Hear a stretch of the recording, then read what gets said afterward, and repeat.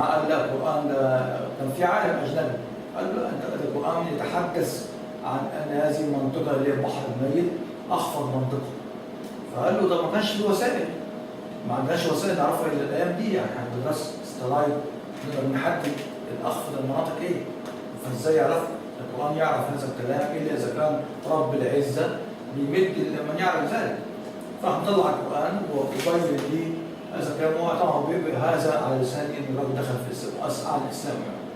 عندما أعرف يشوف الموقع بس يعني ممكن موضوع بسيط جدا، لكن موضوع بسيط بس ولكن من 1400 عام أنا لا أستطيع أن أحدد المكان اللي إحنا فيه ده موقعه إيه من السليم. تعرفي؟ تعرف؟ ما حدش يعرف. لا أحد يعرف إن إحنا من السليم النهارده في الحتة دي أخفض منطقة ولا لا؟ تعرفها إزاي؟ لكن في أجهزة معانا بنقيس نقف ونعرف من السلم قد إيه، نحدد بالظبط ارتفاع اللي أنا فيها قد إيه.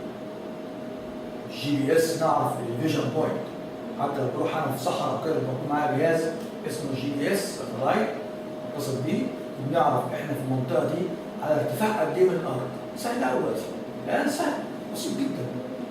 يعني ممكن نعرف أي منطقة أفتح الجهاز وأقول أنا ارتفاع 200 متر أو انخفاض من الأرض أو لكن أن تعرف هذه المنطقة إن هي أخفض المنطقة the lowest area the lowest land in the earth. طبعا ده يعني سبحان الله يعتبر إعجاز كبير أوي أن يعني نعرف هذا الكلام منذ ما يزيد عن 1400 عام. إذا عندي كام فاسس؟ How many facets? 5. مين يقول لي أول إعجاز؟ موضوع Victory performance. حاجة من couple of years. Yes. couple of years. ثالث حاجة هو عبد النصر هو فيكتور. لمين؟ للمسلم. بعد كده اللي هو time of battle and Romans the same time. After that 5 and 5 اللي هو الانتصار كان في وأهم جزئية geographic information about the lowest land in the world. It's in Dead Sea, and Allah proves that before 4th century, and now our scholars proves it. اكسبت بس أول شجاعة تتكلم بيها اليوم. أنا مبسوط أوي المرة دي، هايل أوي. لا أنت خشي وادخلي ما يجيش معايا. لا بالنسبة للي هي أدنى الأرض، هل ليها مواصفات معينة عشان كده هم هل هم اختيارهم للمكان ده عشان يولدوا فيه؟ هل ده لا اختار المكان يعني مش إعجاز. اختيار المكان ليس إعجاز. يعني أي موقع أو أي مكان ممكن يكون فيه يعني حرب. لكن لما يجي يعني أنا من أكثر من 1400 عام ويحدد المكان اللي هل الأرض المنخفضة ليها مميزات معينة تخلي منهم مثلا يعني يحصل لا مالهاش علاقة.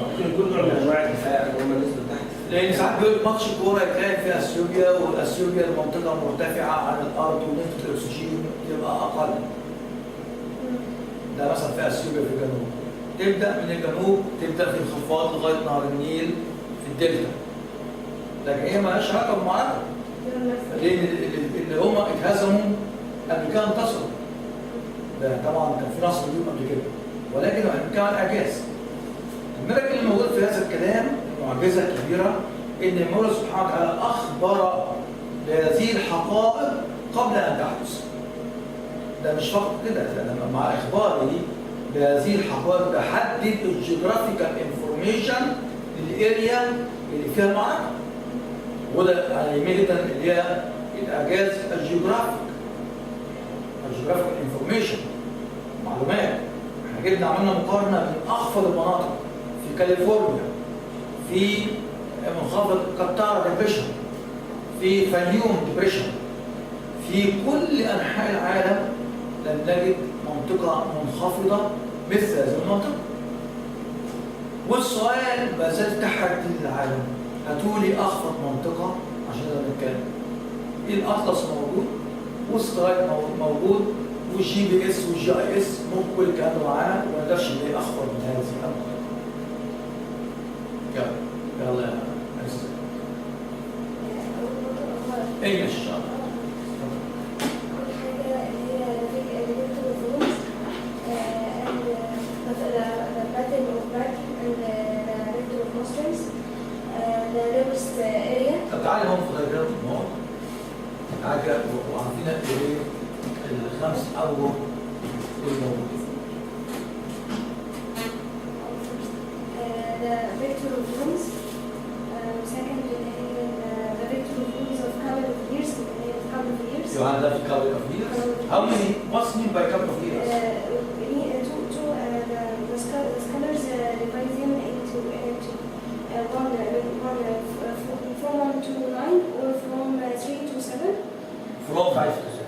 5 to 7. Yes. 5 to 7 or from 1 to 9. Yes. And it's approximately 7 years. Only 7 years. Yes. Yes. So, 6 9, Yes. 19 or 6 26. Yeah. Okay.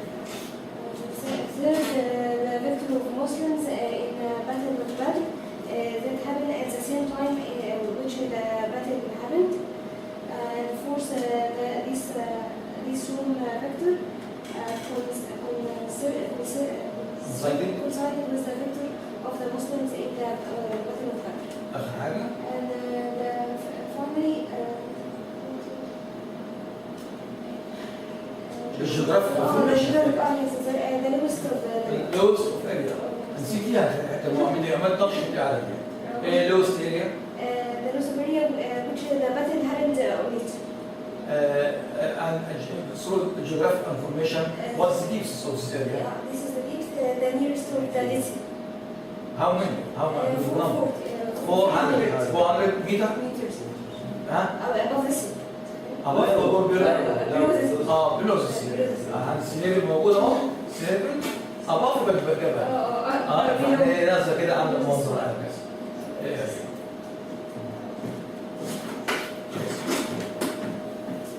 تقدري؟ عادي. يلا. ما هي فيرست فاكتور اوف هيومنز، ثاني حاجه جيوغرافيكال فاكت اوف لوس اوف لاند، ثيرد ذا اللي هي لوست اريا، رابع حاجه ذا باتل اوف بات. يس. النقطه دي مش مأكدة عليها قوي. ليه؟ يعني ان هي ازاي الاثنين حصلوهم الانتصار في نفس الوقت؟ ليه؟ ازاي الانتصار حصل في معركه بدر وايه علاقته ما هو جميل جدا. ربنا بيقول كده، بيقول ايه في القرآن؟ ألف لام ميم غلبت الروم في أدنى الأرض وهم من بعد غلبهم سيغلبون في بضع سنين لله الأمر من بعد من قبل ومن بعد ويومئذ هيفرحوا ليه؟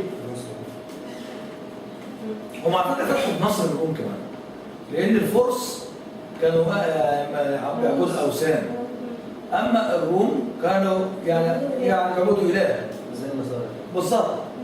هم نصارى فكانوا بيعبدوا ربنا سبحانه وتعالى، لكن باختلاف في التفكير. يومئذ يفرحوا المؤمنون. فرح، ولكن كمان فرحة مش فقط للنصر، ويفرحوا بنصر الله. يعني كان في نصر في نفس الوقت. إذا في تزامن، هناك حدث تزامن، نصر للروم مع فرحة المسلمين ونصر لهم في معركة بدر. ففي تزامن في الوقت ما بين المعركتين، فهم فرحوا للنصر، لكن الفرح لما بيقولوا فرحوا بالنصر فهي غزوة. يعني أكبر فرحة، يعني أكتر ممكن أفرح بخبر حلو لواحد تاني، لكن بيجي خبر نفسي فرحتي بجد هتبقى فرحتين. لذا أما القرآن ربنا بيقول يفرح المؤمنون بالفعل فرحة شديدة بنصر الله. الزمن التاريخي يقول إن معركة بدر كان موافقة لمعركة الروم مع الفرس. فهنا يعني سبحان الله الآن نجد يعني الكلام عملية نقرأه الآن الحمد لله احنا عارفينه وعارفين الموقع منخفض. انت عرفت الكلام ده وعرفت ان من قال هذا الكلام هو سيدنا محمد صلى الله عليه وسلم. هذه دلالة واضحة على أنه كان متصلا برب العزة، كان متصل بربنا، ولذا يعرف من الله سبحانه وتعالى هذه المعلومات التي لم تكن متوافرة في هذا الوقت. وعندما نقول ذلك نقول هذه حقيقة علمية، سواء كانت جغرافية أو في أي مجال ما أو جيولوجيا أو غيره، حقيقة علمية. هذا قوة الإعجاز اللي بنتكلم عنه. كيف عرف النبي صلى الله عليه وسلم هذه الحقيقة إلا أنه كان متصلا بالله؟ ده علم، الذي ندرسه علم، فهذا ما يطلق عليه بالإعجاز. وفي من انواع الاعجاز اعجاز عددي؟ الإعجاز عادي يا جماعة، ما نحاولش ندخل فيه عشان مقنن جدا جدا، في خطورة كبيرة. حتى لا عالمية الإعجاز العلمي لا تعترف ب يعني استخدام هذا الإعجاز في المقالات أو في النشر، لأن في بعض الناس غالوا في هذا الإعجاز ويستخدموا عملية ضرب واسم وطرح عشان يقول لك ده إعجاز. اضرب دي تبص، اضرب واطرح هتلاقي الرقم ده. فاحنا نتجنب هذا الكلام. نحن نتكلم عن حقائق علمية ثابتة. اصلا موجوده كتير جدا في القران، مستخدم الفاظ القران في الاعداد كتير جدا. جميل. انا بالنسبه لي اجد ان في رقم 7 في اعجاز. لكن مش نعم في اعجاز. القران الكريم تحدث عن 7 سماوات و7 اراضين ونواح وحاجات كتير، 7 سماوات، ويعني اشياء كثيره فيها 7، اشياء كثيره فيها 7، واكيد هذا الرقم يعني يشير الى شيء ما. ولكن احنا لو اطلقنا هذا الاعجاز العادي تلاقي مش كل الناس يتكلموا عن 7، بعد كده تلاقي واحد يتكلم عن رقم 3، وبعد كده واحد بعض الحاجات يجمعها ويضربها ويقسمها ويقول هنا في اعجاز وهنا في اعجاز. هيكون في مغالاه، في تكلف. يبقى اذا خرج الاعجاز ما يبقاش اعجاز تاليف لاشياء معينه، هيبقى في مدخل سيء جدا لماده الاعجاز العلمي. اما انك تتكلم عن حقائق علميه ثابته اثبتها العلم التجريبي ولم تكن في زمن النبي صلى الله عليه وسلم، واثبتها الان علم التجريب، فهذا اعجاز. في عندي حقائق علميه لما نيجي نتكلم عن والارض ذات الصدع ولم يكن الصدوع معروفا، والقران بيتحدث عن الصدع، ثم نجد ان في الارض عباره عن فرس، والفرس لها اشكال. وسبحان الله كان لي برنامج الرحمه، سئلت عن هذا السؤال في هذا البرنامج، برنامج الرحمه، كان يعني لماذا لم تسمى الصدوع ولماذا اطلق عليها الصدع فقط، مع ان هناك الاف الصدوع في الارض. ولكن الغريب كانت اجابتي ان هناك بالفعل العديد من الصدوع، ولكن الغريب في باطن الارض ان كل الصدوع متصله مع بعضها كونكتد. وده الحكمه العظيمه من هذا القسم العظيم. الارض ذات الصدع التي تمثل صدع كبير جدا في باطن الارض. هذا الصدع هو الذي تخرج منه الحمم والبراكين الماجما، وفي طبقه كامله كبيره في باطن الارض. لولا هذا الصدع الضخم الكبير لانفجرت بها الارض. اذا الصدع عظيم. اذا اقسم المولى سبحانه وتعالى على الصدع، والمولى عز وجل لا يقسم الا على عظيم، فجاء القسم والارض ذات الصدع انه لقول فصل وما هو بالعزيز. مثلا زي الاعجاز العددي مثلا اللي هي الايه بتاع سوره الحديد اللي هو الايه رقم 26 وده الحديد وضع العدد الذري والكتله ووضع الحديد في الجدول الدوري يعني قد يكون يعني ده طبعا كلام دكتور زويل نجار واحترم هذا الكلام، لان بقول لك يعني بالنسبه للاعجاز العددي يختلف عن هذا الكلام. لان احنا بناخد ارقام بنتكلم بيها عدد النار، ذكر النار، ذكر الجنه، النار متساويه، عدد يعني في بعض الحاجات بيبقى فيها ده يمكن برضه شيء طيب، لكن يعني شيء جميل، ولكن يعني لا اعجاز. لان بالفعل الاعجاز هي حق. كان ممكن ايام الاسلام يعد الكلمات، يعد كلمات الجنه وكلمات النار، ويقول ان عدد كلمات الجنه تساوي عدد كلمات النار. طب ايه الاعجاز؟ احنا قلنا الاعجاز العلمي هو حقيقه علميه لم تكن معروفه في زمن الرسول صلى الله عليه وسلم، ثم أثبتها العلم التجريبي بما لا يدع مجال للشك أن هذه حقيقة علمية، والتي تشير وتؤكد أن النبي صلى الله عليه وسلم كان متصلا بالله سبحانه وتعالى. طيب احنا ليه كان على الأرقام بهذه الصورة؟ الأعداد دي ممكن تكون معروفة أيام النعسة وممكن تحصى تعد، لكن يعني زي ما بنتكلم عن التربة وكيف تهتز التربة، كيف عرفها النبي صلى الله عليه وسلم؟ ما عرفهاش، ما فيش اكتشاف ابدا موضح هذا الكلام، وملاش تفسير الا العلم. برضه يقول هي ولا تقوم الساعة حتى تكون أرض العرب يقول هو أنهار. تمام، حتى لا تقوم الساعة حتى تعود يعني تعود دي يعني كانت وسوف، يعني ده إعجاز، كلمة واحدة. طب شكل الأرض هو كان فيه بترول أيام النبي عليه الصلاة والسلام؟ ما ظهرش البترول ولا كان يعرف راس البترول. ولا كان تكشفون ما كانش عارف يستعمل. فالبترول الآن يعني دلالة كبيرة على إن شكل الأرض كان فيه عبارة عن حيوانات كبيرة وضخمة وماتت ودفنت، والفحم موجود، غابات ودفنت، وحرارة شديدة وتحولت إلى فحم أو إلى بترول. ولكن معنى كان فيه غابات، كان فيه حيوانات، كان فيه قرى موجودة تعيش يعني معيشة فيها رفاهية، فيها جنات، فيها أنهار. دليل وجود النهر السترايت وضح أن هناك بالفعل ريفرز في زيرس موجود مدفون في الأرض، والأنهار ظهرت ولها شكل جريان. لكن الحديث لا تقوم الساعة حتى تعود أرض العرب مروجا وأنهار. طيب تعود كل المؤشرات دلوقتي احنا بنقول عليها في كلايماتيك تشينجز. طب كلايماتيك تشينجز يعني ايه؟ هيغير الجزيرة العربية، هتلاقي فيها أنهار، هتلاقي فيها بالفعل البحيرات، كل الكلام ده سوف يحدث بالفعل، وده إعجاز في كلمة واحدة، كلمة كعب. يا دكتور، هو في دكتور اسمه دكتور مصطفى البروفي، يعني عندي في الكلية، هو في الكلية يعني عامل إعجاز قرآني، عامل إعجاز عددي في قول الله تعالى فاعلم أنه لا إله إلا الله سورة محمد في سورة محمد. فبيقول لك إن الآية دي عدد كلماتها 19 وهي رقمها 19 وعدد حروف لا إله إلا الله 11.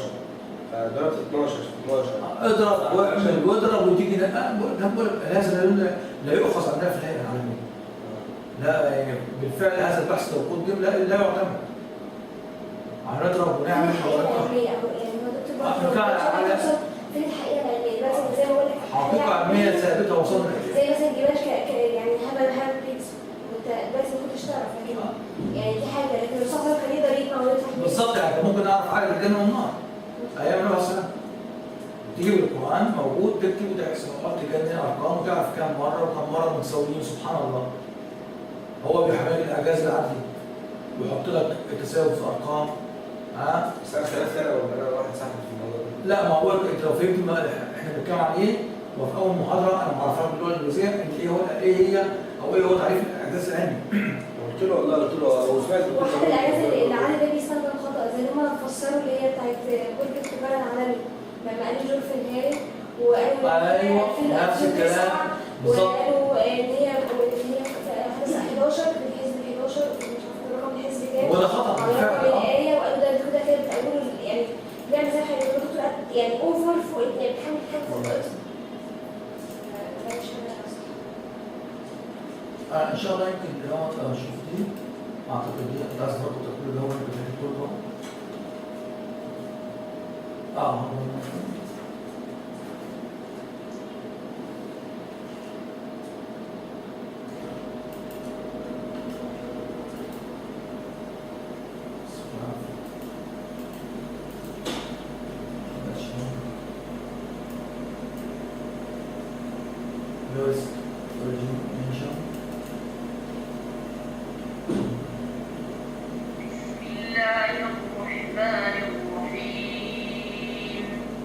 بسم الله الرحمن الرحيم.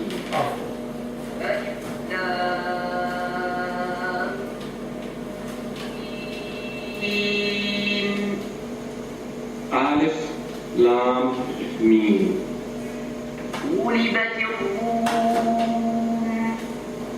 The Byzantines have been defeated. من بعد غلبهم سيغلبون. In the nearest land, but they, after their defeat, will overcome. في بضع سنين لله الأمر من قبل ومن بعد ويومئذ يفرح المؤمنون. Within 3 to 9 years. To Allah belongs the command before and after, and that day the believers will rejoice. بنصر الله ينصر من يشاء وهو العزيز الرحيم. In the victory of Allah, He gives victory to whom He wills, and He is the exalted in might, the merciful. وعد الله لا يخلف الله وعده ولكن أكثر الناس لا يعلمون. It is the promise of Allah. Allah does not fail in His promise, but most of the people do not know. يخلف علامه يعني يغير الوعد حقيقة يعني بالانجليزي معناها change.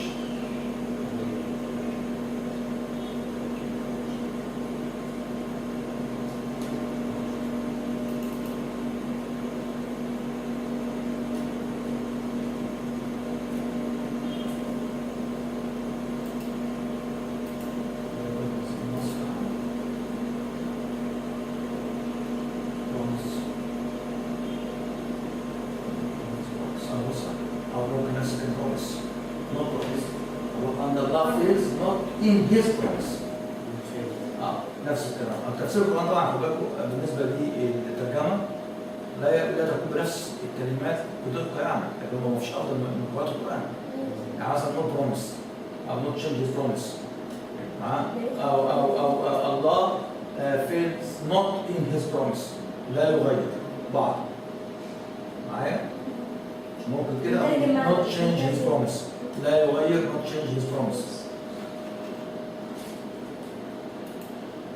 طبعا انا في فيلم جميل جدا انا مش عارف اقوله بصراحه ولكن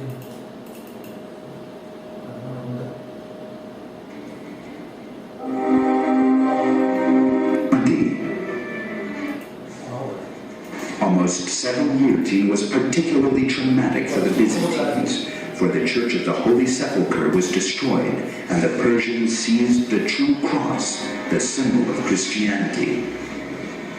In addition, the Avars, Slavs, and Lombards were also posing serious threats to the Byzantine Empire. The Avars had reached as far as the walls of Constantinople.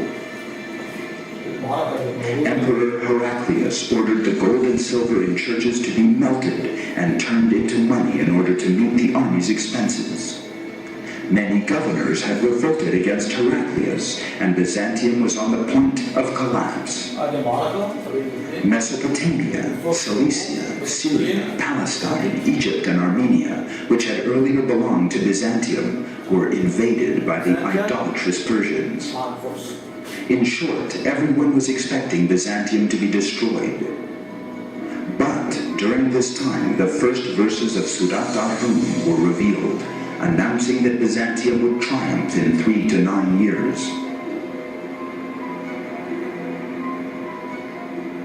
This predicted victory seemed so impossible that the Arab polytheists thought it would never come true. Like all other predictions of the Quran, however, this one also came true. In 622, Heraclius gained a number of victories over the Persians and conquered Armenia. In December 627, the two empires fought a decisive battle at Nineveh, some 50 kilometers east of the Tigris River near Baghdad. This time, too, the Byzantine army defeated the Persians. A few months later, the Persians had to sue for peace with Byzantium, which obliged them to return the territories they had taken from it. The Byzantine victory was completed when Emperor Heraclius defeated the Persian ruler Khosrau II in 630, recaptured Jerusalem, and regained the true cross for the Church of the Holy Sepulchre. In the end, the victory of the Romans, proclaimed by God in the Quran, miraculously came true within the 3 to 9 years time frame stated in the verse. Another miracle revealed in these verses is the announcement of a geographical fact that could not have been known by anyone at that time. The Romans had been defeated in the lowest region of earth. This Arabic expression, Adna al-Ard, is interpreted as a nearby place in many translations. However, this is not the literal meaning, but rather a figurative interpretation. Derived from the word Dani, which means low, the word Adna means the lowest. The word Ad means the world. Therefore, Adna al-Ard means the lowest place on earth. The Dead Sea Basin, one of the regions in which the Byzantines were defeated in 613-614, is the lowest region on earth. For Christian Byzantium, the loss of the true cross was the heaviest blow in that defeat in Jerusalem, located near the shores of the Dead Sea.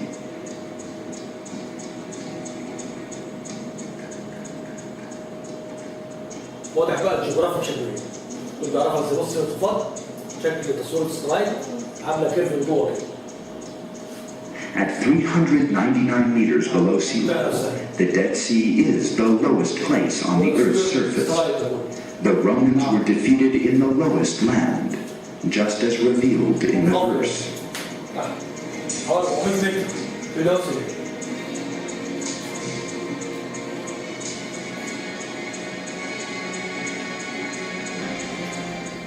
However, as only modern measuring methods and equipment can prove this, هذه الجزئية، لكن بالفعل تقرير يوضح باستخدام السلايد والتصوير اللي شفناه وسألتوني شكل عبارة عن انخفاض شكله ايه؟